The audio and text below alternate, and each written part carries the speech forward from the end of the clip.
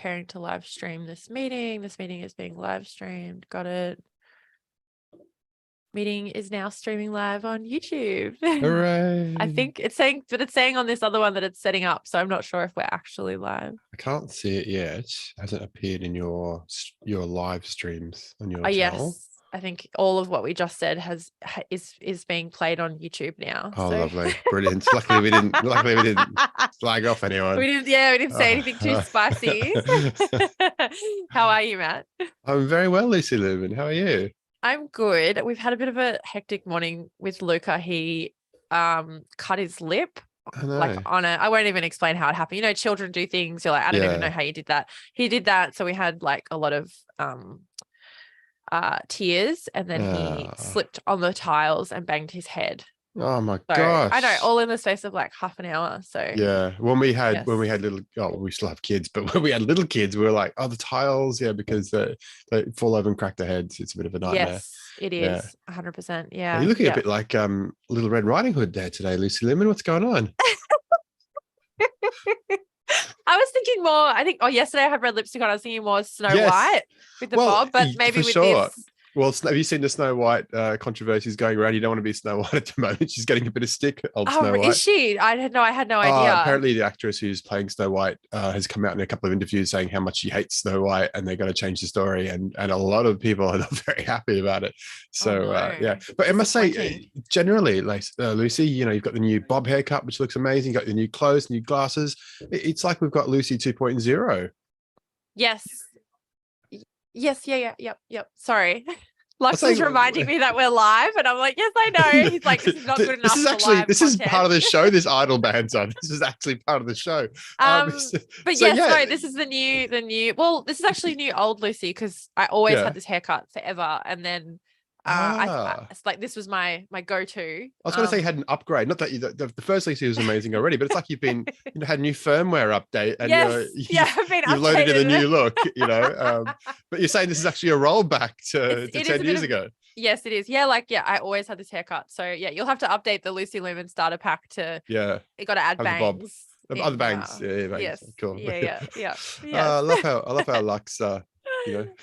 Interrupted us. Stop talking crap. Get on with the show. I know.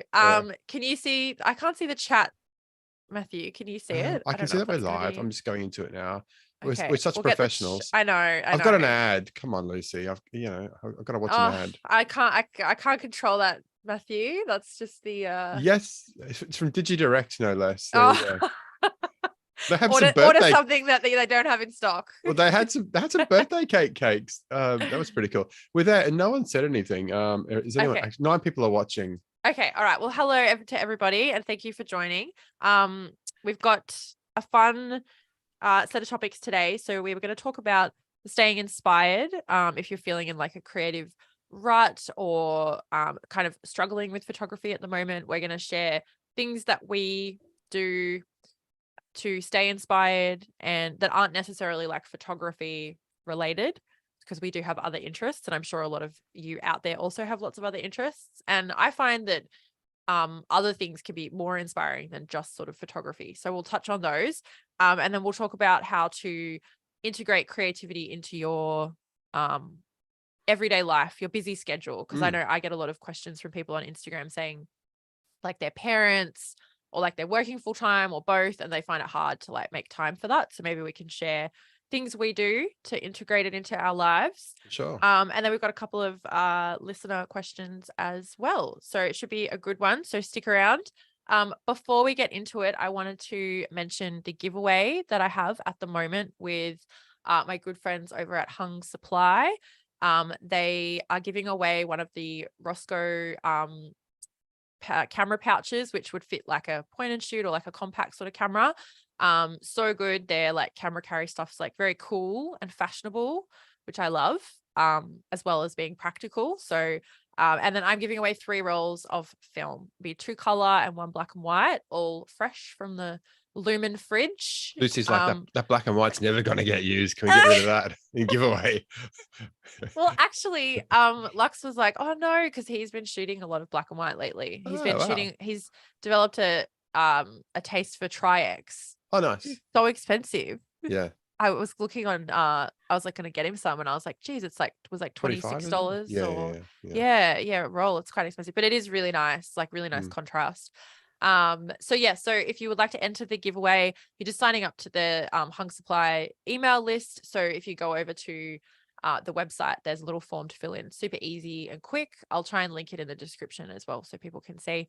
But yes, definitely hit that one up for your chance to win, and the winners will be announced next Friday, maybe in the newsletter, I think, or on Instagram. So in the picture, I was going to enter, and then because it looked really cool, but then I thought I'll have no chance of winning. Even if I won, they'd redraw it because it's conflict of interest. Yes, But do you get the Mewtwo as well with the the Mewtwo part of the package? No, you don't. Unfortunately, get the I'm Mewtwo. I'm sorry. Can we edit that out? That bit. Sorry.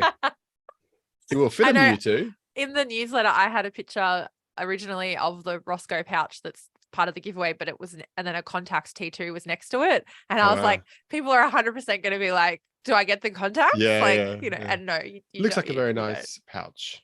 Yeah, I've got this sling, which is bigger, and I've been using that. We use that all the time, and it's really, really good. Nice. Like, it fits a few cameras, and it's just easy. All right, so what's going on with you, Matthew Murray? What have you been shooting since we last spoke? Well, I have done a couple of TikToks, and I put them on Instagram as well, of this little bad boy, the Penguin camera. Yes, regular again. Watchers of Analog Hour and listeners of Analog Hour will know about Newt, the Penguin camera. Yep. So the photos look really dreamy and really cool, and I really love that camera. And the other one is that one that Matthew Joseph gave me. Excuse me, the Fanta camera. Yes, yep. And it had a very similar looking, a very dreamy look. So I've done little short videos about them. I'm going to do longer videos. What else have I been shooting? I shot some lomography color 92, Lucy Lumen. How did you go with that? I published 2 videos about it. I've done a full review on my channel. Okay, I haven't seen it yet. I'm so sorry. That's all right. I think we're both, like we've said, like I haven't watched much YouTube, like either of us, of anyone. So that's right. So I'll have to catch up on that. But give me your little overview of it. It's a 20-minute, about 20-minute review of it. It's it's a cool film. It feels to me like it has the look of an expired film, even though it's a fresh film. Yeah, that's what it looks like. It's grainy, some muted sort of colors there. So I think it is a bit of fun, like especially if you shoot it in a Lomo style, like double exposures and stuff like that. My favorite image from my first roll with the Olympus Pen FT was an accidental double exposure. I absolutely loved it. But I feel like it's more of a ISO 320 film more than ISO 400. Okay. And in the second video, I compared side by side, Lomo Color 92, which is made in Germany, but it says made in China on the box, versus Lomo Color 400, which of course is made in the good old USA, which is a Kodak film. And spoiler alert, if you like saturation, if you like low grain, the Kodak made in the USA film, which is color negative 400, it's no comparison. That wipes the floor with color 92. But again, it depends on what you're after, right? That's just my opinion. Yep. Yeah, 100%. Yeah, I do.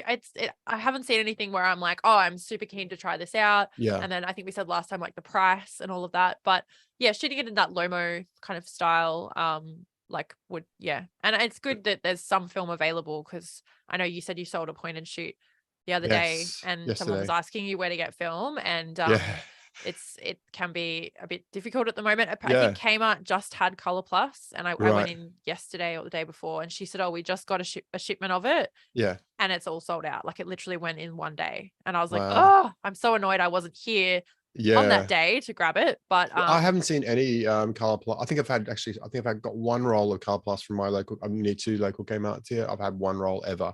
The only other Color Plus I got from them was I got a pack of 8, I think, through online sales. And it's funny, the guy said to me when I sold a camera, I haven't sold any cameras for ages, and I sold one yesterday. He said, oh, where do you get your film from? I said, oh, I just bought some Fujifilm Superior from I think it was Decisive Moment. And he's like, when was that? Was that recent? I was like, yeah. Oh, I said, oh, it was actually in March. So I'm like, oh, I haven't bought film for a couple of months. But I did buy some Fujicolor for my birthday. It was my birthday last Saturday, Lucy Lemon. It was. I'm sorry. I had no idea. And I saw that like repost from your daughter Elodie. My daughter, yes. Like, oh, that's so sweet. Yeah. So it's part of my birthday present I bought it for myself and gave it to my wife to package up. Yeah. I got 5 rolls of this. Fujicolor 100. 100. Okay. So I never shot this before. This is one of the films I was desperately looking for in In Japan. Japan, yeah. Coincidentally, I have a video on my channel. Is there any film left in Japan? And I was looking for this film, couldn't find it. I got 5 rolls here from Walkins, I think it was, all the Japanese Okay. writing there. Oh, So I've got a yep. roll in my camera at the moment with that. So I'm pretty excited. Nice. Yeah. That's really cool. I think, I don't know if we have a roll of that in the fridge, maybe that someone had sent me. I think so, but I Yeah. haven't got around to shooting it yet. I've got a few different like Fuji films that are like discontinued that I hadn't sort of heard Yeah. of that I need to shoot. I think it is the same. I think it's the same as Fuji Industrial 100. I could be wrong, but I've heard that from a couple of different sources. Okay. So yeah. Yeah, nice, nice. I got a bunch of Ultramax from Decisive Moment, Oh and yeah. I think they're still in stock at the moment. Nice. If anyone's How much are we looking at these days? They were, I think 15. Oh yeah, that's pretty good. 15 or 16. For 36 exposures. Yeah, yeah. That's So pretty good. not too bad. Yeah, pretty good. And I got some Fuji C200, which is just gold. Yeah. From Ikigai. I bought a bunch of that as well just to stock up. But yeah, Nice. I would love some Color Plus, but I just don't see that anywhere at all. You know, we went from kind of bagging out Color Plus, like, oh, it's so basic, and now I'm like, oh, it's actually really good because it's just a good kind of neutral, like the skin tones are nice, and you know, like I like using it for product stuff because it doesn't sort of interfere too much with the you know, like showing it. But then I don't want to use portrait because I'm like, oh, that's like, you know, really expensive. Exactly. So That's the thing about portrait. You don't, it's getting like that with all film now, but portrait used to sit in your fridge like, oh, I gotta use that for a special you're waiting occasion. for that special portrait moment. Yeah. So oh, that's funny. And have you bought any gear? I haven't. I mean, I bought an Olympus OM1, not the film one, the digital one. Digital one, yeah. I've been using that. I usually shoot Fujifilm digital. I've got a little Ricoh GR3, and then I got the Olympus out the other day, and I went to the Echo with it, and trying to get your head around a different camera, which has a completely different like way of shooting to like Fuji. Oh my gosh, it's a bit of a learning curve. So I was enjoying that. I am still thinking about buying a Ricoh GR1V. So I've done one video on my channel with the Ricoh R1, which is the basic version, which I love that camera. It's really good. And I've been thinking about buying the Ricoh GR1V with some American dollars I have. But I don't know, it's like $1,000. Like I've always wanted it. Do I sell some other stuff and buy that? Or so that's my current, I've got some on my watch list. What about you? You got anything gassing away, Lucy Lemon? I think like I'm doing more and more like paid work on film, which is awesome. So I would like to get another F100 because it's so good. Have you used or owned a Nikon F100 before? I've always been into the Canon like SLRs, film which are SLRs. just as good. It's just whatever you join up with and what game we you're just doing have at start. more like Nikon lenses, lenses, so it makes sense. But I was just so like just the more I use the F100, I'm like, oh my god, I just want to keep using it because like the autofocus is so fast, like for a film camera, and like it just feels really snappy, and I feel it gives me that sense of which I don't care about in my personal work, obviously, but like it makes me feel kind of more professional and like I've got it, it gives me a bit of confidence because it feels really, especially when it's got like the flash mounted on top, like I'm just like, oh, I feel like such a photographer, like people are going to really take me seriously. So I'd like to get another one just in case anything happens, or to have both going at the same time, already loaded up with like different lenses and that I don't have to like do all that because that can get a bit stressful, especially if I'm on my own doing it. So so keeping an eye out for one of those, and then not really anything else. I'm sort of moving away from shooting point and shoots as much as I was, just because I'm using you betrayed us. You're an SLR girl now. You betrayed us.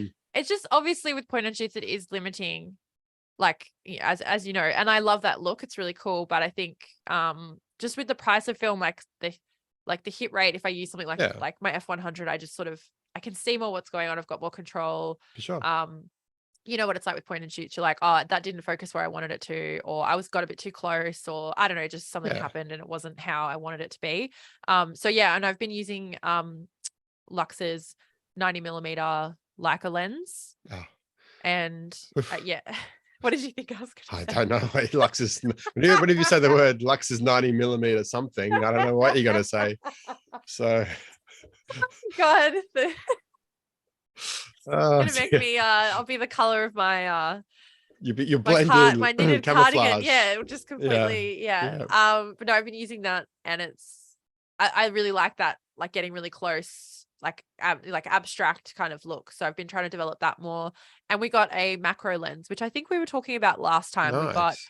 a 60mm AFD Oh yeah. 2.8 Nikon lens. Sweet. And so much fun. Like I Yeah. never thought I'd be like, I'm having so much fun with macro photography, but for Yeah.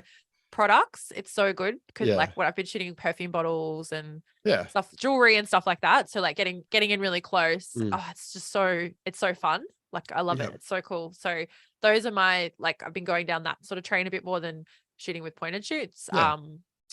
Yeah, so that's kind of it, but I don't really have my eye on anything else because we bought a Godox like video light, like a softbox, like really big kind of one, and we've got it on like a C stand.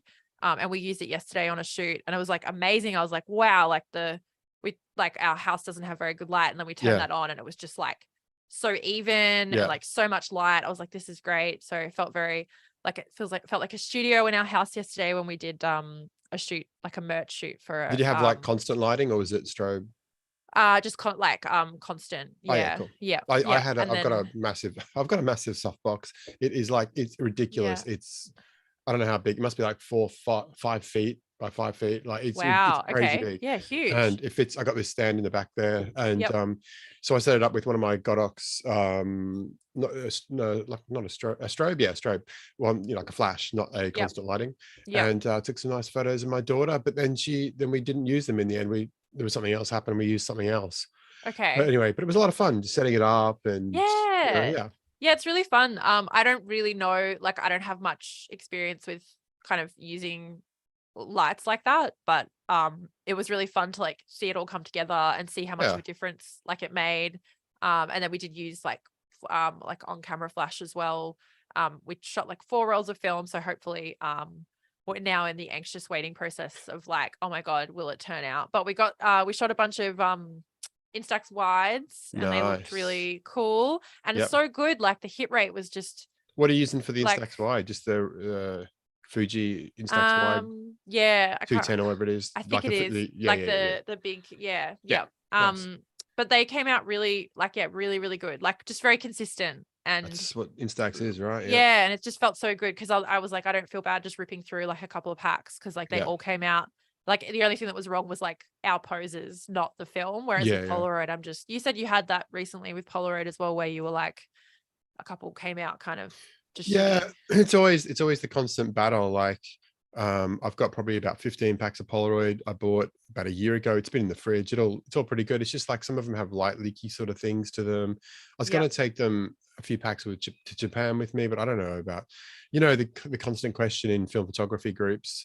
Can you take, film through a scanner? And apparently the CT scanners absolutely trash Polaroid. So I think I'm just going to shoot my Polaroids around Oz, Lucy Lemon. They and keep them in the country. I'll either buy some, maybe I'll buy some Instax over there. Who knows? I think that'd be a good idea. I was talking to Pete at Ikigai at our film lab, and he said that because everyone's coming back from their Europe holiday, their summer holiday that they post on Instagram and make us all jealous. And he said that there's a lot of film being developed that's like ruined from. Oh, serious? And he told me that a customer had said that like they wouldn't do hand checks. In like the European airports, like they were full on like no, like just didn't care. And then he's like, I'm seeing a lot of film that's like been ruined by scanners. So I mean, with the global pandemic, with the scarcity of film and the price rises, and then like it's like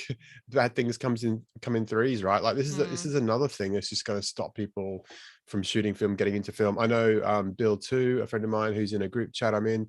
I'm not sure if he did in the end. I don't think he went to Amsterdam recently. I don't think he took any film because he said, I just don't want to take the risk. Yeah. I could be wrong. Maybe he changed his mind at the last minute, but that's the kind of thing that people are getting into now. Are there CT scanners at this airport or not? You know what? It's too hard. I'm either Yeah. going to have to buy film over there at a really high price, or I'm just going to shoot digital.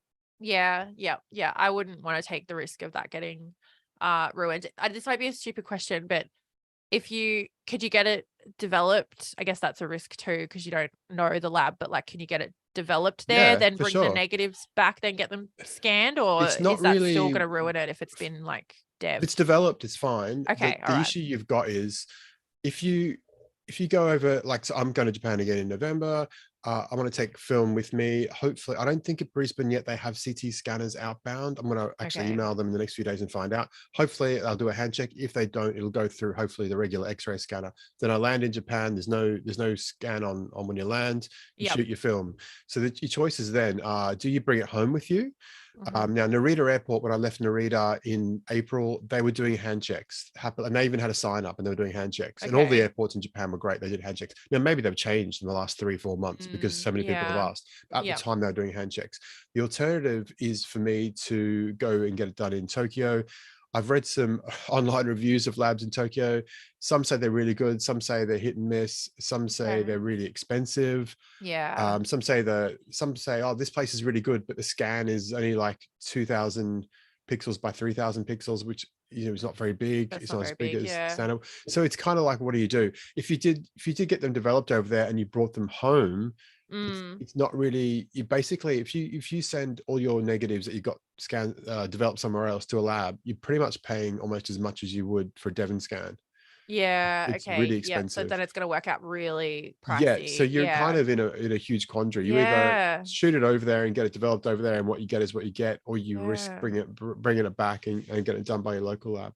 Yeah. Well, this is making me like, obviously this isn't great news, but I'm always like longing to travel Yeah, because I want to take photos. But now I'm like happy that I'm not in the position to travel at the moment, because then I'd have to deal with this problem of it's pretty deciding crazy, hey? what to do. But I'm guessing Yeah, different airports are different, because I mean, I know from traveling like without film, like, yeah, different airports are more like, when I was in America, I was like, wow, this is like full on, like yeah, going through and like, going through customs and all that. It felt very yep, like intense, whereas other airports weren't so yeah, bad. So yeah, I guess you just gotta, yeah, like maybe, yeah. Like in yeah, Japan, make a the hand check decision, is or literally them getting the box and going, "Oh yeah, it looks like film. Put it through." Whereas in yeah. like Brisbane Airport before, when I've gone out to Canberra, they did a hand check for me once, just going domestically. And they literally, like, they'll do a swab on all the stuff because they can Yeah. detect minute traces of explosive stuff. So they'll Yeah. run a full chemical check with a swab. So it's I don't know.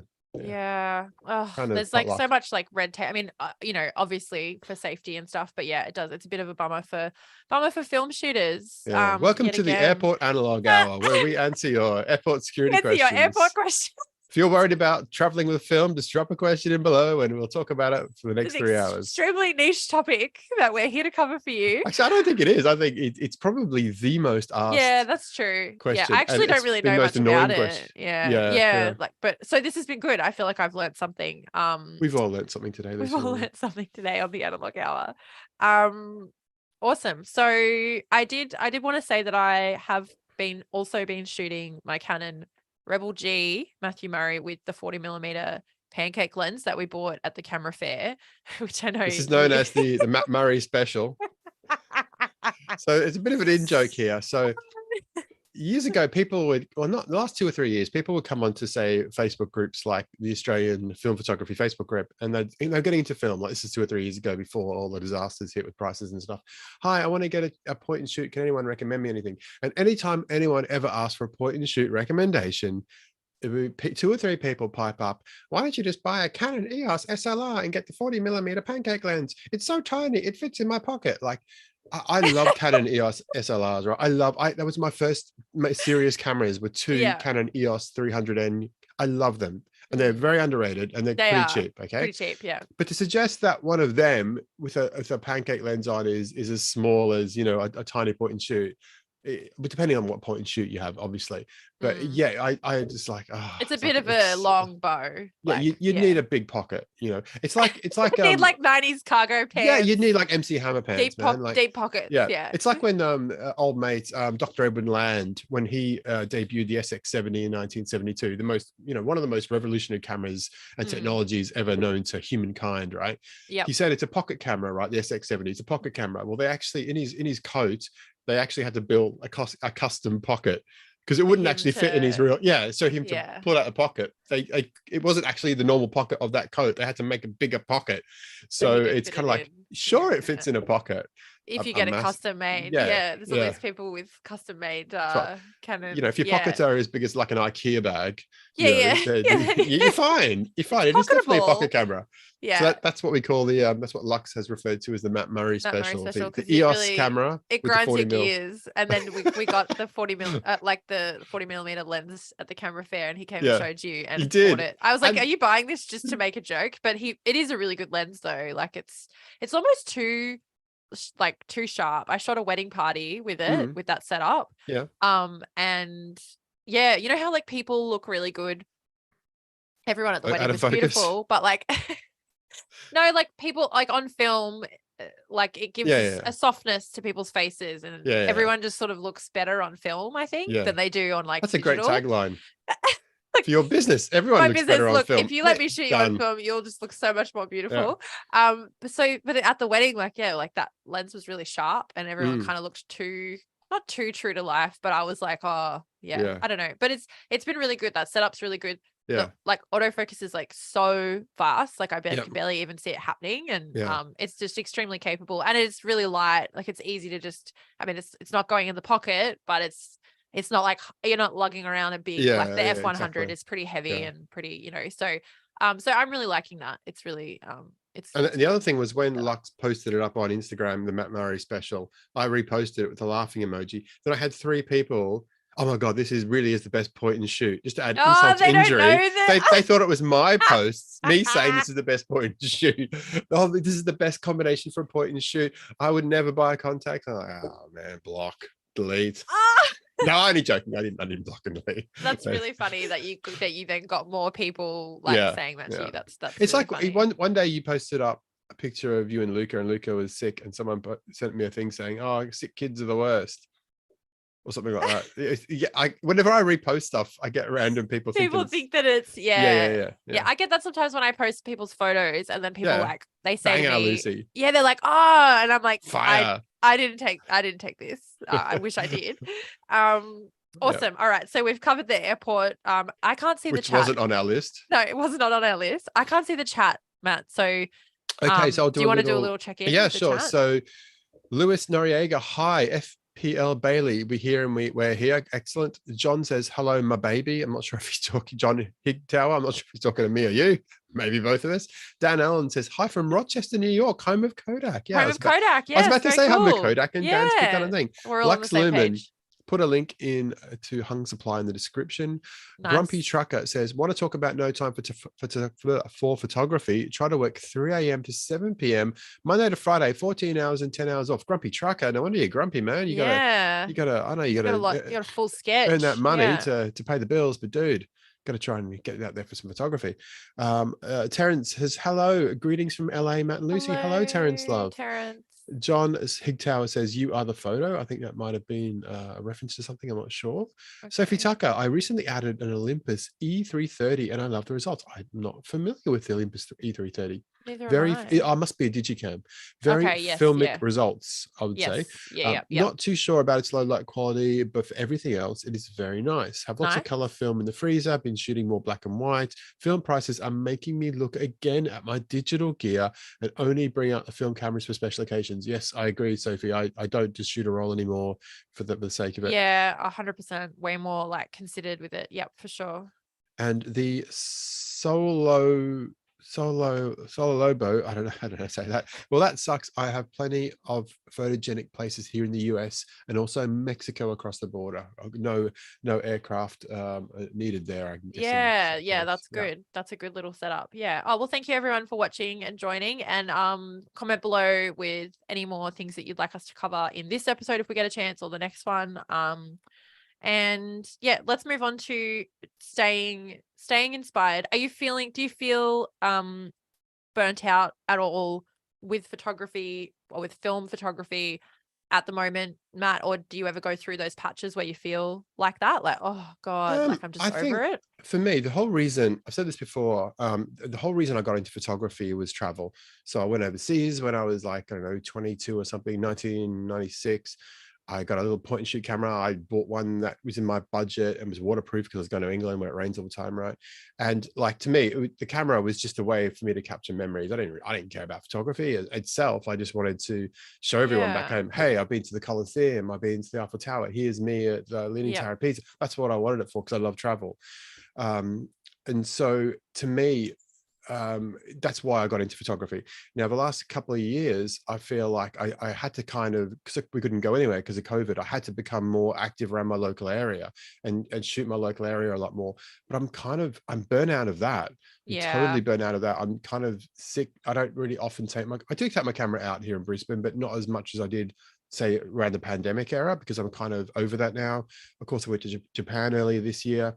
And, going somewhere different like Japan or any country or any different city is such an amazing, especially, I guess, somewhere different to where you live. Like Japan is completely different to Australia. So different. So you get so much inspiration and you want to shoot everything. So I guess, yes and no. Have I run out of film? You're saying, have I run out of enthusiasm and stuff for film? Yes and no. Like, I still love film. I shoot it a bit more carefully. But I think if I go somewhere like Japan or somewhere different, I shoot loads of it. Around my own neighborhood, though, because of those COVID years, I'm kind of over it. I'm kind of sick of it a bit now. Yeah. It's like how many ways washing lines skin a cat? you That's take? probably not the thing that we say anymore, but like, how many photos can you Cancelled. take of all those things? Like, how many rubbish bins can you take? How many motels? It gets a little bit like that. How many ping pong tables? It's you put the prints up in your shop, it's done. You can't, no point taking any more, right? How many shots of Lucy that is a reference. See? That's a reference to Lucy's lovely. It is actually a very nice shot, the ping pong table shot. Thank you. That was taken on. At Pack Fair in the middle. Yeah, that was just taken on my Minolta AFC too. Nice. Like, it's really sharp, and I just wasn't expecting it to come out like that because it was on a point and shoot, and it was very sort of just like, Oh, you just sneered when you said point and shoot. You've changed, Lucy Lumen. You changed. You betrayed us. Too busy with my F100 now. Yes. my lighting setup that I don't really know how to use. Yeah. No, but I agree with you. I think even when we go out and shoot now, we're like, oh, where should we go? And we're like, I feel like we've hit up every area. I mean, there would be more places, but it is a bit like that. I feel like Brisbane is pretty big though. Like you could kind of explore some other parts of Brisbane, but driving in Brisbane is not like, the best thing. But even in my like I was around, we were at Spring Hill last week and there's some really cute cottages and stuff. But then I was thinking, like, there's been a whole load of posts lately in my local Facebook group. The vigilantes have been out, and I saw someone suspicious walking down the street with taking photos, and you just feel like, oh, do I really want to walk around the neighborhoods? I quite used to really enjoy, especially around like Greenslopes. I used to go up and down the hills, take photos of the old abandoned houses that were there, or the old cars, or some cool houses and stuff. And but now, like, it's getting to a point where people, because there's a bit of a crime spree in Queensland the last couple of years. People see someone with a camera broken into, and I think you're more likely to get, what do you do? Who are you? What are you doing? Public enemy number one if you've got a bloody camera and you take a photo of something. It's like, so but then everyone's got their phone and no one's saying anything. I'm like, you do realize it's like the same thing. Like, Whereas if you're, say, a very white person in somewhere like Japan, people go, oh, it's a tourist, like, so then it's not he's not casing the joint, like, So that's another reason. That's kind of it's another point. It's another reason that's put me off, because I used to just like walking around the suburbs, but because it can sometimes put you in a bit of a bad mood, like if you then have a negative interaction, or it takes a lot of your energy to Yeah. turn it into a positive one, or Yeah. explain and not get annoyed with someone and stay Yeah. calm and all of that. Because And what you're is, trying to like, this is like my hobby. I'm trying to like unwind yeah. or engage with my hobby. And then someone's like meeting you with aggression, and then you've got to try Yeah. and diffuse it. And there's this whole other layer to like the experience that you sort of weren't expecting. But then I suppose But that if you're just kind of unprepared comes for it, with the territory a little yeah. bit as well, if you are going to be taking photos of stuff like Yeah. I don't know if you ever watched like the Walkie Talkie, Paulie B's channel, No. YouTube channel. He does a thing called Walkie Talkie where he's like Yeah. with street photographers. They're in New York, so I feel like it's more accepted, but there's one with Trevor Wisecup, like this young guy, and he's like kind of shooting flash like in people's like faces and stuff, and like Yeah. a lot of people are getting really annoyed with him, and he's having like really intense like interactions with people, and I was like, oh man, like I would just get burnt out on that That's if that Bruce was happening Gilling all kind the of time. way Yes, of, very yeah. similar, very, very Yeah. similar. Yeah.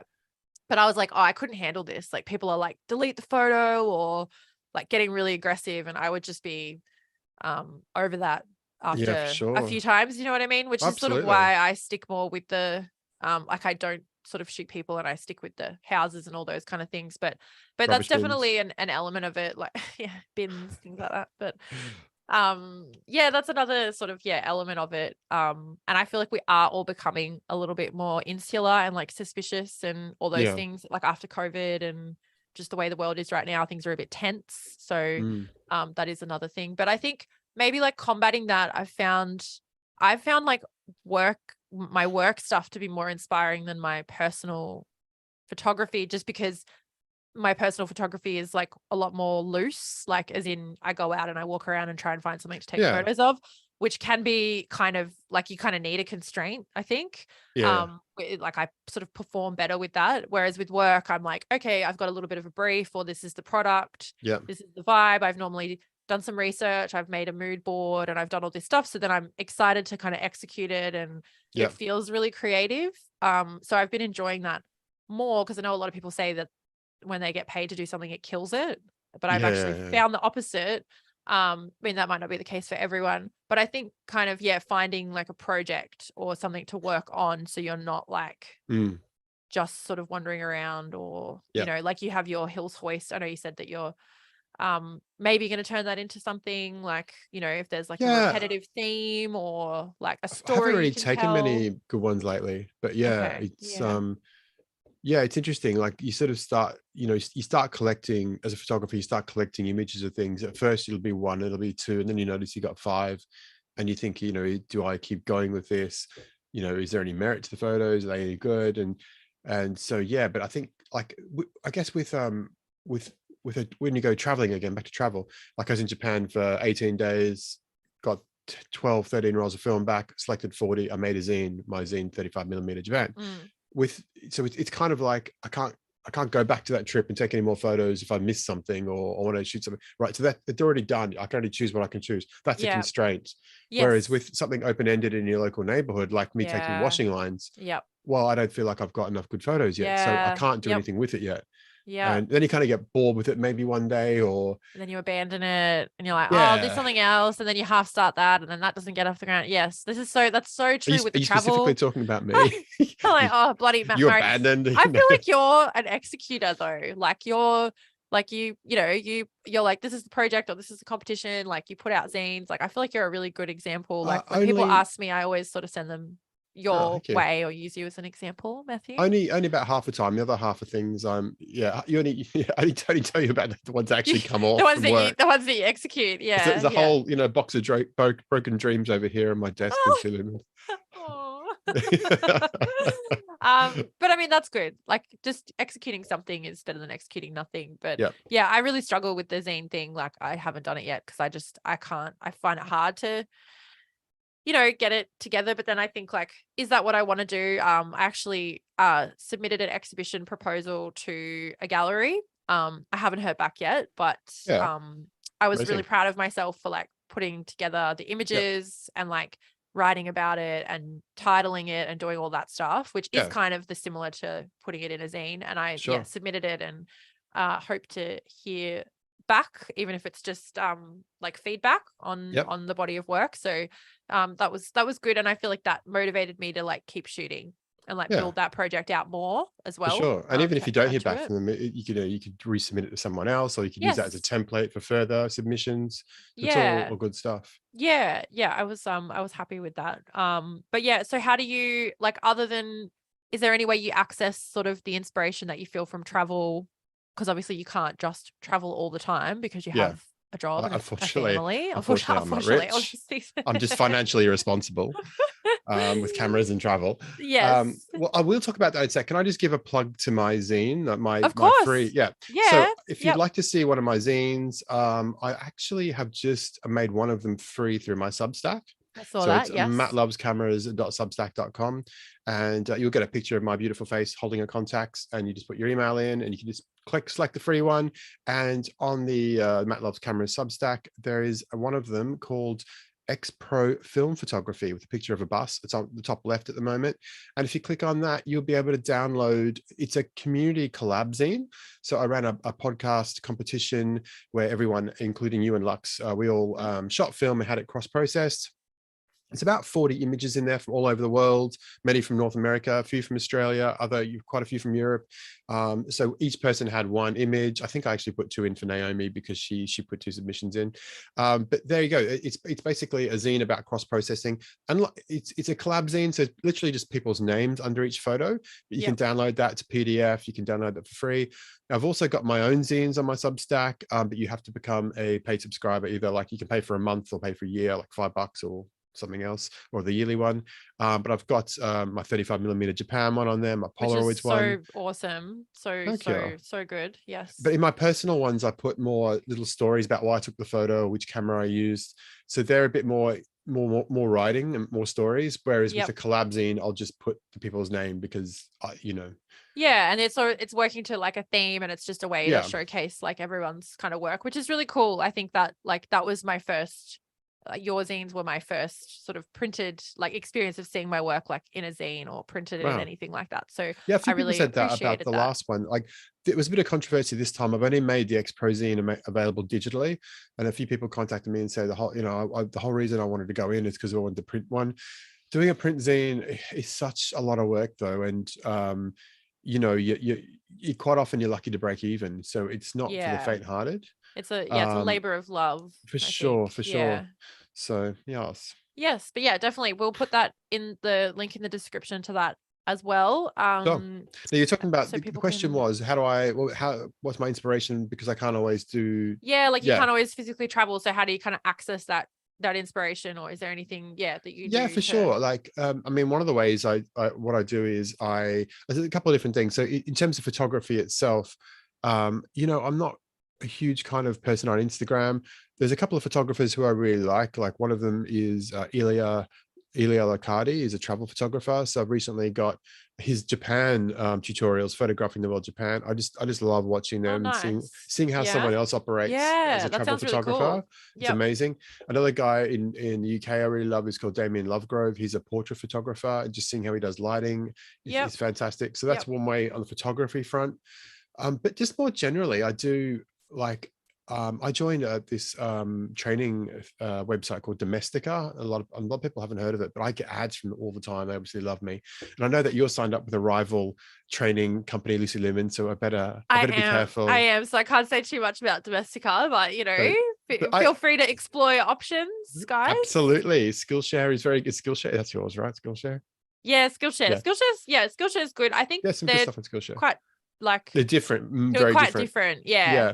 So Domestika is a lot of them, half of them are in English, other half are in Spanish or Portuguese and French with subtitles. So that puts some people off, but they have very arty courses. And so one of them was make a map about your travels, and I kept seeing this ad for make a map about I can't draw Lucy Lemon, right? I kept seeing this ad, make a map about your travels. And what this lady had done, she's a professional artist or whatever, but she went to Japan and she drew out this map. She traced it out, and then she drew little deer and little temples, and then she scanned them and put them on in Photoshop, and and she painted the background. And I was like, I kept getting this ad, and I was like, and eventually I just bought the bloody course because I was sick of seeing the ads. I was like, I want to do something a bit more creative. It's not photography, but Yeah. it's to do with that whole sort of thing. Sort of combines everything, and like the putting that together, like in like Photoshop and like painting it, like it's kind of collaging. And I feel like that does have links to photography, because you've got to think about where you put something compositionally. And it uses skills like Photoshop and scanning. And I thought I bought another one then, and this other lady, she was actually tracing like some of the designs that she was doing. I was like, well, I can get some tracing paper. I can trace a photo of a deer that I took. Yes. And I can do, you know what I mean? Yeah. So I actually bought, I'll show you what I bought, Lisa. This is very cool. It's good to do something with your hands too, like, and off, you know what I mean? Like kind of, I couldn't agree more. So I bought this book, Creative Gouache. I didn't know what gouache was. What's it's that? It's basically a mix halfway between watercolors and acrylic paints. Okay. It's probably more on the watercolor, but it's basically a lot of the images look very impressionist kind of, like, yes. Yeah. I reckon, cool. I'm sure these people are very talented, but I reckon I could do a pretty basic kind of, it's not like drawing, where I think to me drawing is very off-putting. You've got to be very fine and intricate. Yeah. And, if you're drawing like a still life or like a portrait of someone or like something that's more, but that sort of stuff's way more, like, I bet a lot of people that do that kind of art can't draw, which is maybe why we're going to get a whole that. community of people come on here and absolutely trash this now. Gouache artists are very, very talented. Well, I guess what I'm saying is that I reckon a Dumbo like me could do it. That's all I was saying. Or you want to give it a go. Everyone's allowed to give anything a go. I think. Like, there's some right now. There is some watercolor artist going, photography. It's so dumb. You just put a roll of film in and you shoot it. Put the flash on. I could do that. Get a bob. This is Lady Lucy Lumen. She sells all these prints of ping pong tables. I can do that. I've got a ping pong table. You can. You can. I'll tell you right now. Set. So I haven't actually opened it yet. There's all the colors in the back. So there you go. That's very cool. So I feel like it's not photography, but it's something like, you know what? I actually thought about this. I've got one of probably my last photo that I post. Have I posted it? One of my photos on Instagram. It was my last photo I posted on Instagram on my Matt Loves Cameras account. It's a picture of a tram stop in Kyoto with a man sitting down reading a book.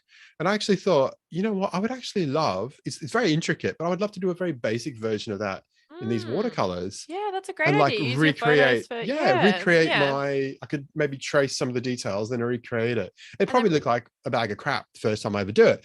But you know what, like I feel like there's more synergies with perhaps being artistic and creative with things I've already done. Like you said, I can't go back to Japan right today and take some photos, but I could do something a bit more creative. You could access it through that way, like replicating it. Yeah, I think that's a brilliant idea. And I think there's so many like jumping off points from that for other people, where they could maybe interpret that into like, their practice. And like, I think you can learn even if you're not good at it, because it takes a lot of courage to like do something that you're not like naturally good at, or you don't know if you're good at it yet. So I think just that in itself is a great way to learn and like discover something, and it might be like a bit of a light bulb moment, and then inform or make you look at your photography practice like differently. I think we can get very in a hole of just photography, like all your YouTube stuff is popping up, it's all just photography channels, and everything on Instagram is like, photography because of the hashtags you follow, and then like the people you talk to, and and it can get a little bit like saturated. And I think it's good to like look outside that box. Sure. And when I interviewed George Byrne on the channel, who is like amazing photographer and very graphic in his style, he brought up so many painters who some of them I knew, but a lot of them I didn't know. And I was like, I wrote them down and I looked them up, and I was like, wow, I can actually see like my like elements of my work in theirs. So maybe I've subliminally picked that up, and I thought like, this is definitely something I want to explore more, like looking at painting rather than just looking at photography. So I think that's a good one. Yeah. And I think you picked up on an even one that I love as well, that you picked up in a recent newsletter you put out. I love this. To me, my one is travel magazines, but yours is cookbooks. Yeah. Yep. If you look at the photography 100%. In travel magazines or cookbooks, you might just flick through one, but if you actually examine it from a photographer's point of view, there is so much you can learn about how they place things, the lighting, or it's an incredible source of inspo, isn't it? Yeah, it is. It really is. I think books, like in that way, like we sort of think of just photography, like photo books, but I suggested like going, and I was going to suggest it in this in case anyone missed that video, like going to your library, a local library. Yeah. Like I just find that so inspiring. Like you can just look around and I look around at all the different sections, and you're not buying it. So you kind of are more open, like you're like, oh, Yeah. I'll hire Yeah. this out and have a look at it because I'm Yeah. not spending $60 on it or whatever. Yeah. And I love looking in like the design section or the architecture section Yeah. or just anything really. And then, cookbook section is huge because cookbook, like cooking and travel really cross over. So you often get a lot of like those sort of outtake shots that are like street photography or like travel shots, and then the interesting way that they've like photographed the food, and like the style throughout the book is always very like cohesive, and Yeah. food's very colorful. They'll shoot the markets like in Vietnam or something like that, and it's just like super super inspiring and gets you thinking like outside of the box. I think the library was next great. time if you went to Vietnam, you might think, oh, I wonder if I should do a little series like that, where perhaps if you hadn't seen that inspo, you wouldn't have even thought about it. Or it's great to get your brain, just get your brain ticking on something else. For sure, I've been thinking about that lately. Like I should do something like what you've said, like more like I can't draw, but like maybe try. I was like, oh, maybe I'll give painting a go and like see after seeing all these painters that George was talking about. It's funny, like there's always been a big discourse in the film photography community about the crossover between music and film photography. People like Mark Gutterman and Billy Sanford does a lot of his music and photography podcast, and the Sunny 16 Presents, and a lot of people are musicians. Like Ted Vieira is a former professional musician. There's a lot of tie over between music and film photography. But you know what? There's quite a few film photographers I know who are actually really quite good artists. Even in my chat group, there's three of the guys who are Matt, Bill, and the other Matthew are really quite good like artists. I'm sure they'd poo-poo their own skills, but I look at their stuff and go, wow, man, these guys are good. So I could draw like that. So it's interesting, the crossover. And of course, Henri Cartier-Bresson, I think he became a painter later in life. Yes, that's very true. It's interesting how is. photography can, your brain, I don't know, it can be used for different creative things. For sure. And I think there's like, it goes sort of both ways. Like I know like Grainy Days, he's always talking about Edward Hopper, and then how he uses him as inspiration, but then you can kind of like I think a lot of painters probably would use photography as inspiration as well. Like it would kind of like feed both things because they are similar in, like I said, like all of these sort of design, painting, photography, all these things like have to include things like composition, like color theory, thinking about like the little details of things and all of that. So they all cross over, and I think that's really interesting and worth like exploring more. So it's a good little challenge for people if they are feeling kind of burnt out with photography to try something completely different. For sure. Different medium. So I'm looking forward to seeing your, what's it called? Gouache. Don't be looking forward to it anytime soon, Lisa Lim. It's probably, like I said, it's probably gonna look like a bad crap. But it's something I want to get my little paint pots and that's nice. Do our little stick figures. I don't know what I'm doing. Luca's actually been painting. That's actually our skill level would be very similar. You can come over and do some finger painting with him. For sure. I'll put them on the fridge when you finish. Okay. Excellent. All right. I commend you because it's hard to do something where you're like not sure if you're going to be good at it or not. I'm not good at anything, Lisa Lim, and I've gone past that point. Gosh. I wanted to talk about this. It seems like a strange topic now, but I wanted to talk about Pinterest because I feel like Pinterest is social media, but it doesn't really feel like it. And I find it very inspiring. And I know it is images and photography, but even things like I went down a rabbit hole of looking at different fonts because I was trying to find a font for something. And then I was like, wow, this is like so cool. And then there was all these like old 70s products with fonts on them. And then there was photography with those things. So then I was getting inspired for photography, but then getting inspired for my website. And it was just like so good. And it doesn't feel like scrolling through Instagram where you get distracted by someone who's got like 200k followers, and then you're going through their feed because you're like, oh, you're really popular, why are you so you know what I mean? You don't get involved in all of that, or you don't get distracted by a DM or anything on Pinterest. You can just kind of collect all these things and make these little mood boards, and it is sort of like collaging. Like you can digitally collage and create these like little worlds of things that are inspiring you. So I absolutely love it. I've been using it like just for work, for mood boards, but I've been finding it very creatively enriching. like 5 to 10 years ago, it was massive. And especially about 5 years ago, there were a lot of bloggers in particular who were talking about using Pinterest to fuel traffic to their blogs. Yes. Yep. But I haven't really heard much. I think it's things like TikTok have taken over the last couple of years, but it's still pretty big. Yeah, I was listening to a podcast the other day just because I like to keep on top of like what's going on with YouTube. And they were talking about like all the platforms, and they said like I think the lifespan for content, like on Instagram, it's like 24 hours or 12 hours. And then, you know, they're all pretty like short apart from YouTube, which is very evergreen. But they said Pinterest is something like 72 days or something. Like it's like massive, like it's still going to be shown. And, you know, I'm not really sure how it works. Like I feel like I'm on there. I have like hardly any followers. Like I'm not looking to use it for anything other than just looking at things Your own and research and research and inspiration and stuff, and to share it with people. But I find it like freeing from the algorithms and the numbers and the engaging with people and putting out content that's going to be, you know what I mean? Like, we're so like, you know, that is such an element of it now. And for me, it's really nice. It feels like my little, like that and Substack feel like my little safe corners of the internet where I can just be, well, not be me, because I'm always me. I'm very unapologetically Lucy Lumen, but you know, just not be thinking about that. So I think Pinterest is really great too. And sometimes I'm like, I'm not going to scroll Instagram. I'm going to like go on Pinterest and type something in that I want to see more of or explore more and look through that. Cause I'm like, that's a better use of my time than, I don't know, you know, when you're just aimlessly scrolling Instagram and you're not really engaging with anything. I would say the only thing I aimlessly scroll on is Facebook, and I'm in a lot of photography groups and travel groups as well. So I aimlessly scroll on Facebook a lot, and I aimlessly scroll on TikTok. And no other channel I do that on. I don't do it on Instagram. Maybe it's an age thing. Like probably because I'm quite elderly. Now that I had my birthday last week, I'm quite elderly.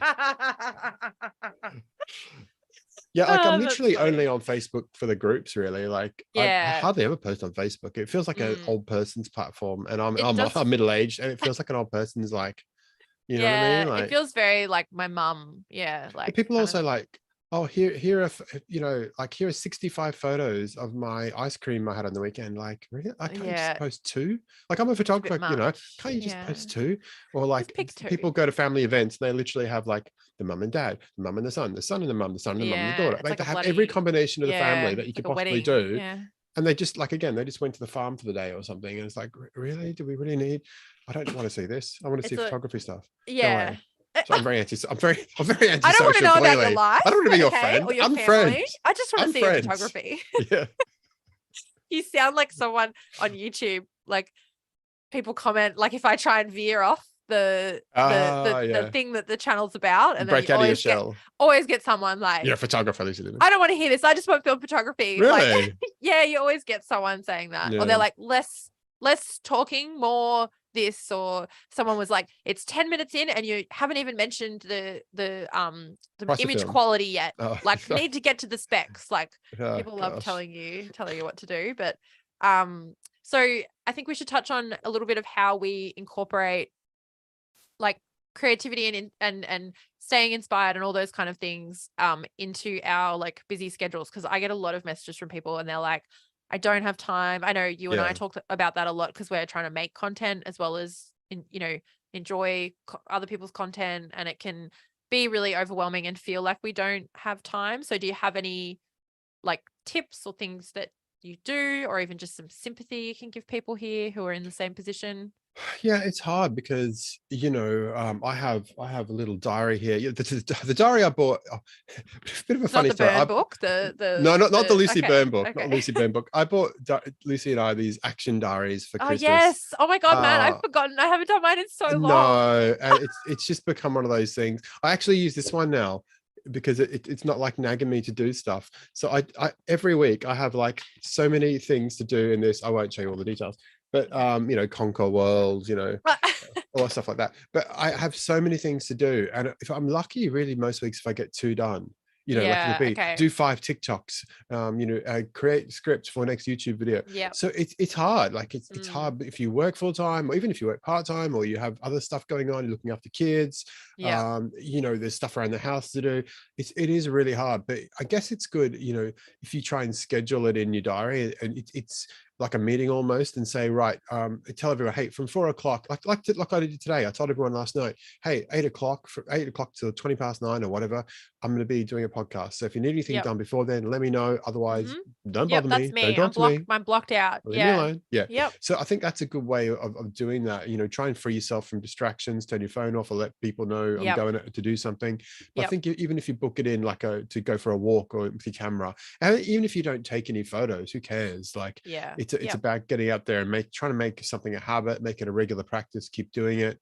I always try and double up. So for example, I always used to like mow the lawn listening to podcasts. Or I'd walk the dog listening to podcasts. I'm over podcasts at the moment, so I've actually been watching videos. It's actually quite hard to walk a dog while you're watching a video. Yeah. But I have been doing it. So I think it's always good to try and, even if it's only an hour every few days, like just try and find some time that's for you, and look at things you want to do, and make sure you choose the one you want to do the most. Yeah, like prioritizing them. I think that's really great, like super great advice. I think the scheduling thing is huge. I have recently started using like Google Calendar, which I'm sure everyone else knew about, but I was like, I don't know, I always just did everything sorry, excuse me, on a like pen and paper or in a diary, but it was just getting too difficult. So Google Calendar's been like game changer. And I like now, like if I keep saying like, oh, I really want to do that, or I really need to do that, and it doesn't happen, I'm like, okay, I'm going to look and just schedule it in. Like Monday, 10 a.m. I'm going to like prep for that or do that or whatever. And then it happens like all the other stuff that's on there. So I think you have to take control and like take the power back a little bit and like make the time to do it, or like getting up a little bit earlier. Like sometimes I'm like, all right, I'm going to have an early night, and then I'm going to get up at like 5:30 or 6. And like, so I've got them when I have my coffee, I can like, write my newsletter or get something done that I want to do, so like trying to make that time, I think is really important, rather than letting yourself be victim to, oh, I've got no time because I've got XYZ happening. Like, and there's 2 ways, I think we've kind of touched on them, but there's 2 ways of getting stuff done. So one of them is a to-do list, and you have 5 things on the to-do list, and you agonize over them, or maybe you do the easiest one first, or you've done the 3 easiest ones first. And you're like, oh, I've done 3 things, but actually the one you really need to do or want to do is the one it's too big to start. So that's one way of doing a to-do list, which can be effective depending on, how much of a procrastinator you are. The other way of doing it is like getting a schedule. Right, I've got 2 hours this morning. I'm going to do 40 minutes on 3 things. And after 40 minutes on this one, 40 minutes on this one, 40 minutes on this one. And I'm just going to sit there, and I've got to spend some time on doing it. And I've done that before when I've said, right, I'm going to spend an hour on something. And at first you're like, oh, I'm never going to get any of this done in an hour. Like it's a massive task. This is ridiculous. Why have I even done this to myself? You get working, and all of a sudden you think, okay, well, I've just done this. I've done that. I know how to do this bit now. And so even like an hour, you feel like you're slowly chipping away at it. So if you schedule in stuff, if you schedule in time to do stuff, that can often be a better way of getting your to-do list done, then rather than having 5 things on a list you just need to tick off at some stage. 100%. I think it's crazy how much you can get done. Like the other day I did that because I'm creating this like free resource at the moment. That's like kind of a guide for like the modern creative. So it's like, I'm like kind of collating everything that's helped me in the last 2 years, whether it's like podcasts, videos, like books, like courses, like all these things, and putting it into something that people can just like, download. But I've been thinking about it for so long, and I'm like, I need to do it.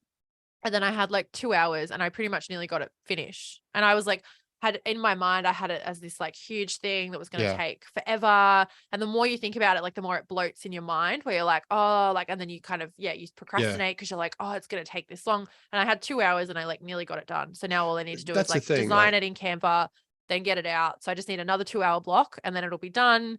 And then I'll release it, and then it's like, cool, that's, whereas I've spent so much time thinking about it and procrastinating, like that's such a waste of your kind of energy, That's pretty much what I do with the X Pro digital zine. I'm about to put the link in the chat as well for the free download, but I did that as well. Like it's been sitting there for months and months and months. I need to do it. And sometimes if you're just like, I'm doing it this weekend, and I just did it.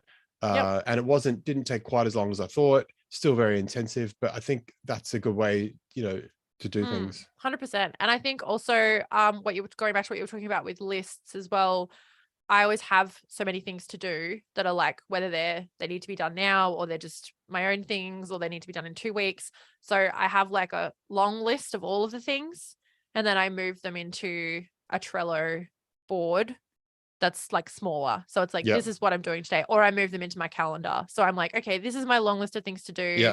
Today I'm going to pick this out, I'm going to put that there, and then on Thursday I know I've got like the morning, so I'll do that there, and then that's it. And then rather than like looking at that long to-do list that's like super overwhelming, you don't know where to start, and then you end up getting nothing done. So just like one thing. With my it's a good thing. Concentrate on one thing, get that done, move on to the next. I've actually got Trello boards, and with mine, I've bloated mine out with so many things. I look at it and go, oh. You just so I don't actually want to look started at it, so now I've started, I still use Trello, but I also use Bear. Bear is an iOS app, which is like a notes app, and it syncs to your iCloud. So I have it here on my Mac, and then if I'm writing a note here on my Mac, and then I go out with the kids for an ice cream or something, it instantly like syncs to my iPhone Bear app. So it's really great, because I'm out walking the dog, I think of something, put it in Bear, I get back and it's already here on my computer. It's already I love that. Is it BEAR, like bear, as in bear, like bear in the woods? As in, we're both there's doing a bear. this. It's got like a white bear and a red background. And there's other ones. There's another free one, but it sounds a lot more complicated. There's also what's the other one I used to use? I used to use Ulysses, but it's quite expensive. Yeah, these Whereas things can get Bear's expensive. like $30 a year, which is worth its weight in gold. That's not too bad. I use Bear. And Trello's free too, if anyone's Trello like is watching free. and they want something like, it's a really good project manager, or if you're gonna, I don't know, start a YouTube channel and you want to get organized, or you want to do a zine and you want to break things up. It's really, really good. You showed me that. I did show you that ages ago. Yeah, you did. Yeah, you should reach out to Trello and be like, hey, they're owned by Atlassian, the massive Australian tech company. Oh, really? Okay, I didn't know that. Yeah. Okay, interesting. Very rich people. So what was I saying? I don't know what I was saying now. Sorry, I cut you off. We were talking about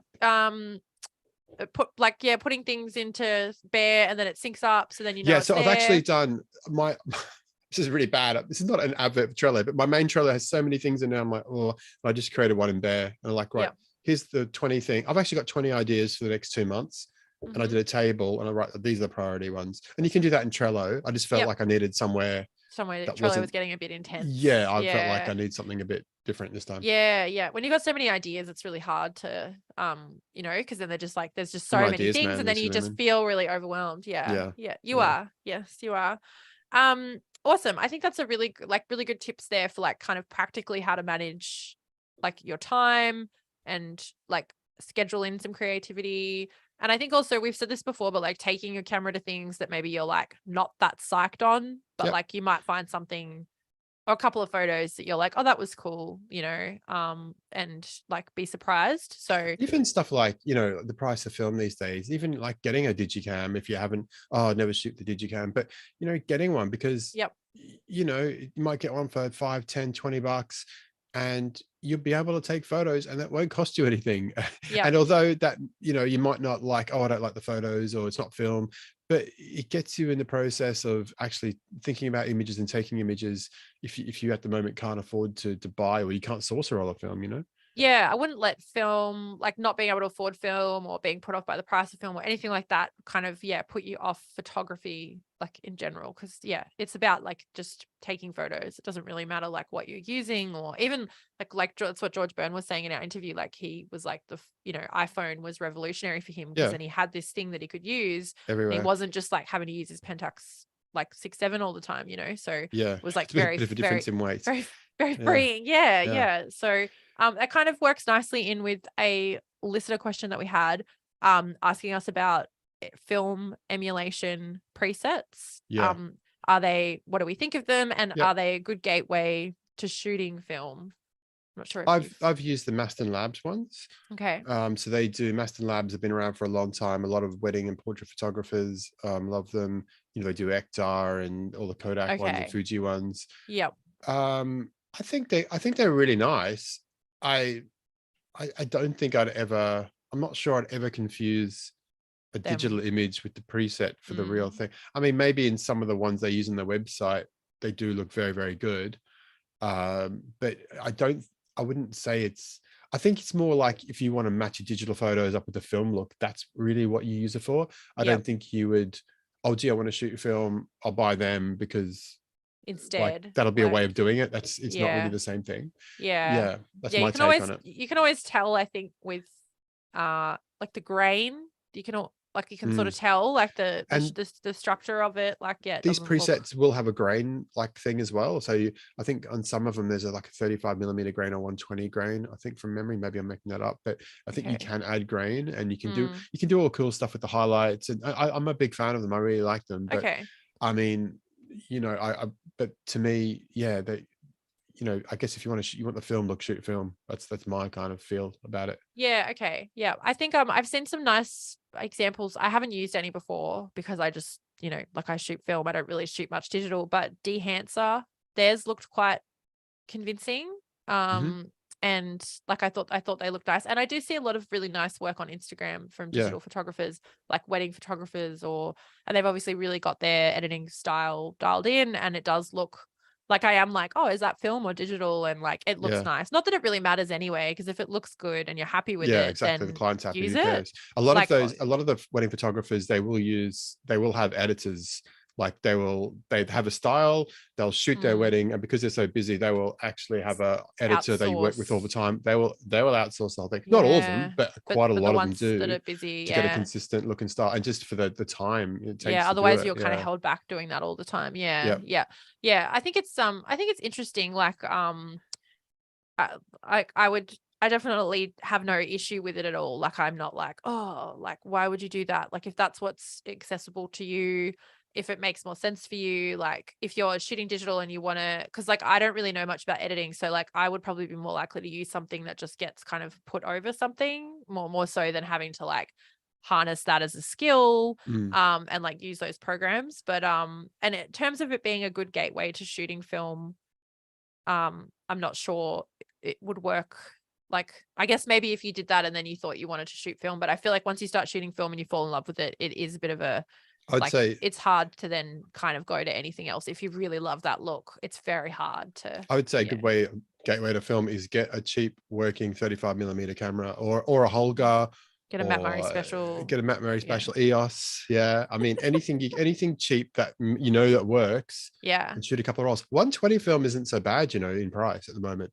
Like I saw compared Comparatively to 35 to, mil, yeah. it's quite cheap. So Yeah. grab a Holga for $5-10, Yeah. And then and shoot there is a bit some. of a learning curve, admittedly. So shoot it outside in bright conditions, but Yeah. like that's a good gateway to film. And so I would say a cheap working camera is a better gateway to film than buying presets, personally. I think so. I think you'll get a lot more allow for creativity through that as well. 100%. Thank you for that question. And sorbet weather, lovely It's always Dave sorbet weather over in, I in know he's in Queensland. Perth. Oh, Yeah. nice. He has said, how has your style evolved? So for both of us, like over time, It's funny, like I've always loved color photography, like because almost all travel photography is color, so I've always loved color.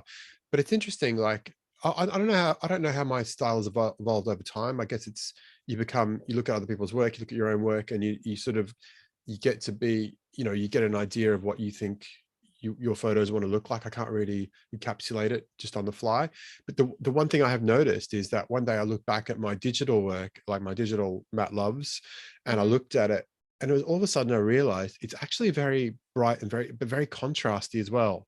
Like I thought my photography was quite light and airy. It's not. It's absolutely not. It's quite. It's color. Quite bold. Yeah, yeah. Yeah. That's what I'd say. Mine is. Yeah, Yeah. and yours is similar. Yes, similar kind of look as well. I think that's how when I like first listened to your podcast and then I looked at your work, I was like, oh, awesome! Like you are really looking for like those bright pops of color, and like bold kind of, yeah, for sure. I think. But it wasn't until I looked at some other people's galleries whose digital work is very light and airy, and I look back at my own, and mine is like, whoa, like it's kind of dark, bright, contrasty, with more pops of color and so it's interesting how you sort of look at your own photos and with the fresh eyes perhaps, and they're not as Yeah, maybe you've you got like think they a are. skewed kind of Yeah. vision of what your work's like, and Yeah. then someone else says something and you're like, oh, and then you're like, oh yeah, maybe it is like that.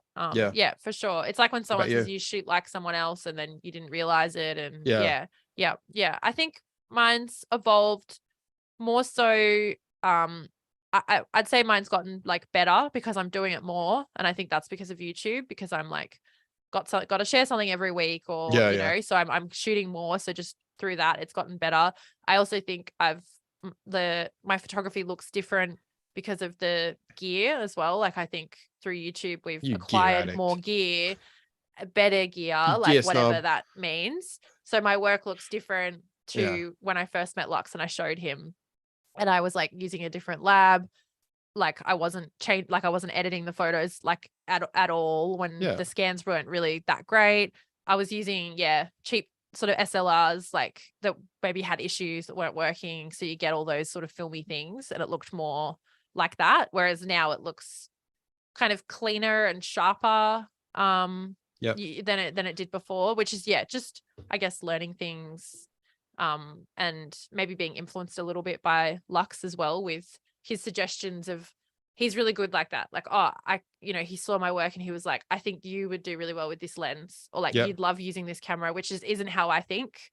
And that kind of got in the way of me being able to create the images that I wanted to. And I feel like he's really helped me in that way to so I think that's how mine's evolved, but it's pretty similar to like same with you. Like I've always loved color. Like I'm a huge Eggleston fan. So my composition has just maybe gotten a little bit more refined, but always been sort of a similar thing that I'm shooting and looking for, definitely. Nice. So I think practice is, like For with sure. anything, Yeah. like with your gosh or whatever it's called. I'm sure if you you continued with that, you would become a master. A master. What can I say? Yes. Hey, do you have any more listener questions, or should we go through the audience comments? Let's go through the audience, because those were the only ones that I picked out. So cool. So we've got Andrew Spencer, greetings from Northern Ireland. Oh, it's been many years since I've been to Northern Ireland. Beautiful place. Jay, hello from Florida. I've never been there, sadly.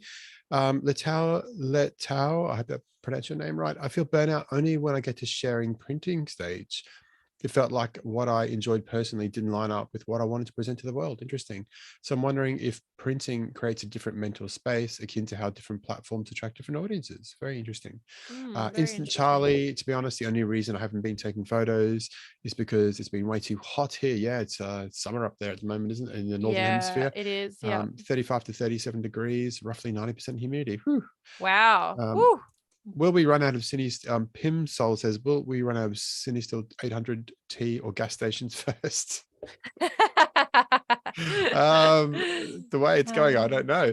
Robin says, when overseas, I buy my 120 film locally after doing my research before leaving Australia. Use C41 processed film, which allows me to use color, and Ilford XP2. Ilford, that's a new company. It's my own company. It's your own one, yeah. Ilford XP2. I've processed it before getting on a plane. Makes me like in the departure lounge. She's just got a little tank. Yeah. She's there. Yeah.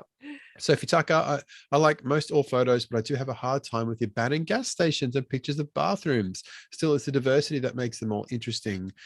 Even if I don't see the attraction. Gab Glad. Hello, Gab. G'day, Gab. Hello. Hi, Matt and Lucy from the Oregon coast. Robin, if feeling burnt out with your usual style, try working with another technique, such as ICM or minimalism. I think ICM is intentional camera movement, where you have like a 1 second shutter speed or whatever, and you blur everything. And minimalism, definitely. So when one of my blogs, I actually wrote about that, about using a different pen, but it's actually just using a different camera, using a different technique, using a different type of film. Ambient, it's a lot of comments. We're going to keep going. I feel, I don't know, like what's the done thing on a live stream? Like I think we should. I just want people to feel, I think we should, yeah. Yeah, sure. It's nice. Okay. I can't see it as well, so I want to know what you're the boss of this, Lucy, so I just want to make sure I'm not, Ambient Wave, currently take 2 cameras out. Main one, SLR 35mm camera when I'm confident with the shot, and a tiny half frame. Yes, I love half frame. Nice. When I want to shoot with freedom. 1 month, 2 cameras. I love engaging with creative activities that are entirely outside of photography to get re-inspired. Yes. Nice. Yep. Andrew, again from Northern Ireland, I use 120 medium format cameras and a few 6x11 cameras I made. Wow. I also take digital versions at the same time to have film and digital versions. Yes, I like doing that too. Gideon says, good evening from Manchester. Hello, Manchester. Hello from Manchester. Brooke Manchester Tungsten. massive. Brock Tungsten. Hello from Sacramento, California. Nice. Hello, California. Anthony Ritchie. Hello, Anthony. Good morning, Hello, Matt and Lucy. Anthony. Travis Patterson. Hello, Travis. Hello, Travis. I need the chat to take me off the ledge. I'm considering pushing Kentmere Pan 400 to 6,400. Whoa. That's a big, just do it, Travis. You only live once. Do it. Yeah. And Andrew says, shoot the Kentmere at box speed first. Superseded Subject Matter says, I look forward to an upcoming zine release of some curated watercolor Hills Hoist. Well, thank you. Great idea. Coming to you in 2028. 2028. Yeah, by the time I get my skills give up. yourself enough time, yeah. Travis says, I've shot 20 rolls of this prior, 400 and 800, never pushed further. It's just so hot. I know, yeah. So, okay. Andrew says, I see what you mean. There's a little discussion here around. Okay, about the but then people can check that out because it's kind of long. 1 month, 2 cameras says bullet journal. I know what the bullet train is. I don't know what, like bullet journal. It's not like an actual product. Like here is the bullet journal. It's actually like a technique, bullet journaling. Okay. All right. Yeah. Okay. I think I've actually got a book up there about bullet journaling. Would you believe? Do you? God, you got everything there, don't one of you? my many. Oh, I really want to do that. Yeah. Buy it, put it on the shelf. Yep. Those gouache paints, they're going to be the same. We'll have to YouTube it. I really like things like that. But I feel like I do watch content like that on YouTube, like that Struthless guy, and then I don't actually like do it. It's hard. It's hard to take on everyone's advice. Yeah. I think different things work for different people. It is hard to take. It's good to have a whole lot of ideas, and I think you need to cherry pick which ones work for you because not every idea works for everyone. Yeah, but that's 100%. A great suggestion. 1 month, 2 cameras. Ali. Yeah. Thanks, Ali. Lux has just put a link to my Substack in the description if you want to grab, it's worth signing up to for free, but you can also get that free PDF of X-Pro. Yes. And what else have we got? Jack Bailey, it helps you with composition. I think he's talking about Digicam here. It helps you with composition without the risk of using film. And once you're comfortable and confident enough, you can come back to film. Yes, dead on there, Jack. Yep, you can experiment and then kind of execute the final thing on film. Yeah, for sure. Love that. Lewis says, thanks for the answer. Great input. Hi from Guatemala. What else? Just sort of cherry picking a few because there's a bit of a discussion going on. It wouldn't make sense. That's good. I like when people get absolutely. Ambient wave. How much does focal length influence or change your photography? It was a struggle with 35mm, but I found the sweet spot with longer focal lengths. I actually love longer focal length with digital. I am a sucker for long lenses. One of the reasons I bought that Olympus OM1 camera is it's not the film one, it's the digital one. It's a micro 4/3 camera. I never thought I'd buy a micro 4/3 camera. It's got a smaller sensor. I never thought, I don't hate them, or I'm not a hater like some people are. I just didn't think, I've got a Fujifilm APS-C. Why would I buy one with a smaller sensor? But the lenses, I'll show you this lens. Hang on. Sorry, guys. Yeah, I like longer focal lengths as well. So with my digital, I love shooting with telephotos. I mean, this is effectively an 80 to a 300 lens, and it's tiny. Like the equivalent one in Fujifilm is twice as big and twice as heavy almost. 100%. Yeah. So I love with digital. I love shooting with telephotos. I really love, in the cityscapes or landscapes, shooting with telephotos. With film though, not as much, I must admit. I prefer maybe between the 20 28 to 45 kind of area. Okay, all right. Yep. I know you're different, Lucy Lemon. I like the longer focal lengths with film. I haven't really tried them with digital. We had that 12mm which was just too wide for me, like the 7 Artisans, I think it was. I really struggled with that. Like I was like, it's just too much. But I'm a very much like less in the frame, tight crop. So for me, but I think that would be the same with digital and film, really. Would you say that Lux's 90mm is the sweet spot? I think yes, we've got that, and we've also got, I think we've got an 85. I see that's millimeter lens as well. I think. Portrait. Do you mean like a walk around lens, or are you talking about for a specific use though?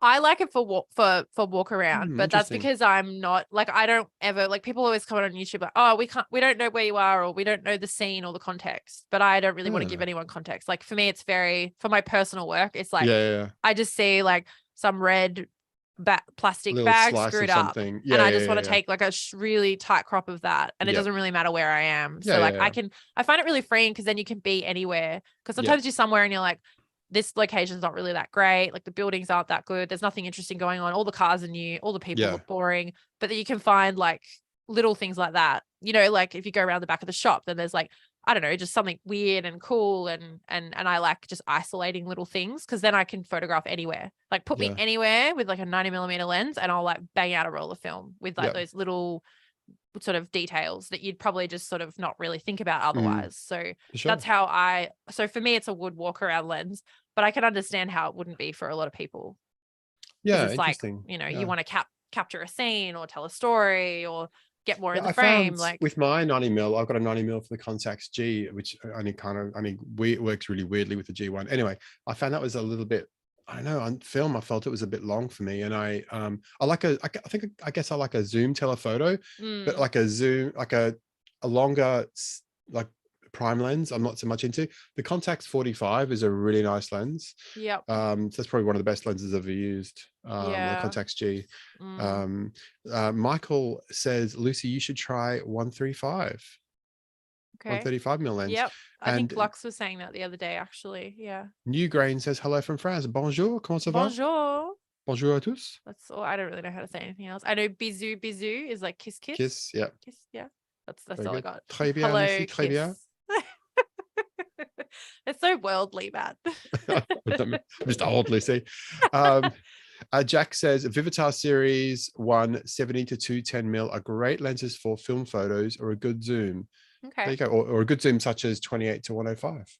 Nice. Okay. And Andrew always uses longer focal lengths on Pentax 645. Yeah, I think that's another place where I've got longer zooms, or longer primes rather, is things like Pentax 645. You get some longer, mainly because it's you know, you need a longer focal length to get back to the 35mm equivalent. To get, because it changes when it's on. Yeah. That's true. That's a realm I haven't really gone down. And I think we've got I think it's an 80 to 200mm. It's massive. Oh yeah, like, yeah. It's huge. Yep. And for portraits, that is like just amazing. Like nice. The separation and you know, like the depth, like it just it's just like really beautiful. So nice. I mean, that's not how I shoot, but for Lux it's really nice. It's the bomb. But you've got a plan, because you don't really want to be walking around with that, so it's very like intentional sort of style of shooting. But yes, is there anything else in the chat? Nothing else in the chat, and I've got to take my daughter to work in about 10 minutes, so I guess we better wrap it up. Yes, I can hear Luca like running around. He's ready to probably leave the house. Not like banging on the cupboard door, is go he? out. Let me out, Mum. Let me out. Your podcast is over. Let me out. It's like Harry Potter, the cupboard under the stairs. Poor Luca. Oh dear. Oh my god, no! I think he's gone outside with. He's painting with his gouache, probably ready. Yeah, he's practicing his gouache. ready to beat Matt Love's cameras. Yeah. Lovely. All right. Well, thanks thank you everybody so much. for watching. Yeah. Thanks everybody for listening, and hit those links for the giveaway and for Matt's Substack as well to have a look at the zines to get inspired, and we'll see you in the next one. What should we do? One last question. ATF, cheers from sunny California.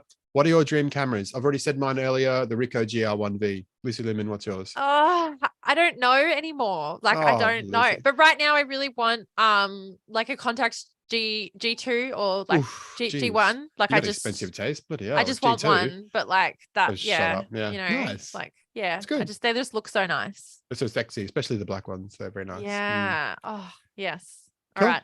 Like, end on that note. Everyone. Bye. Thank you, Matt. See you guys. Bye.